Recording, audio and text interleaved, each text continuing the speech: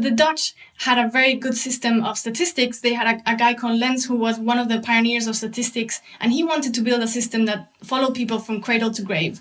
And in his census, there were a lot of questions, and there was data collection about your religious affiliation, but also your ancestry and things like where your grandparents lived. Now, in contrast, in France, they had made a decision since 1872 not to collect that kind of data for privacy reasons. And so when the Nazis arrived to France and asked, where are the Jews? They said, we have no idea how many Jews we have, let alone where they live. So good luck with that. And the Nazis had to depend on either Jewish people turning themselves in or having neighbors turn them in, which was very inefficient. And the result is that in the Netherlands, the Nazis found and killed 73% of the Jewish population, and in France, 25% of the Jewish population. And the difference is hundreds of thousands of people.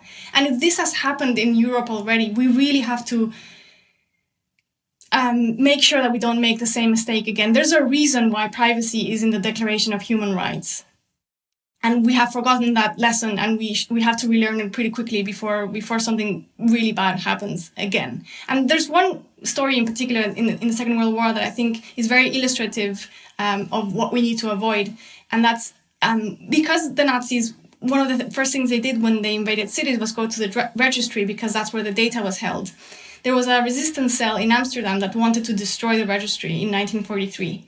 So they went into the building, they sedated the guards to spare their lives, they set fire to the records, and they had a deal with the fire department that they were going to arrive late and that they were going to use more water than necessary to destroy as many records as possible.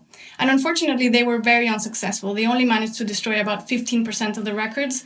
They got caught and killed, and the Nazis found 70,000 Jews in Amsterdam. And the Dutch had made two mistakes. One, they had collected too much data that wasn't necessary to have a functional society. And the second one is that they didn't have an easy way to delete that data in the event of an emergency.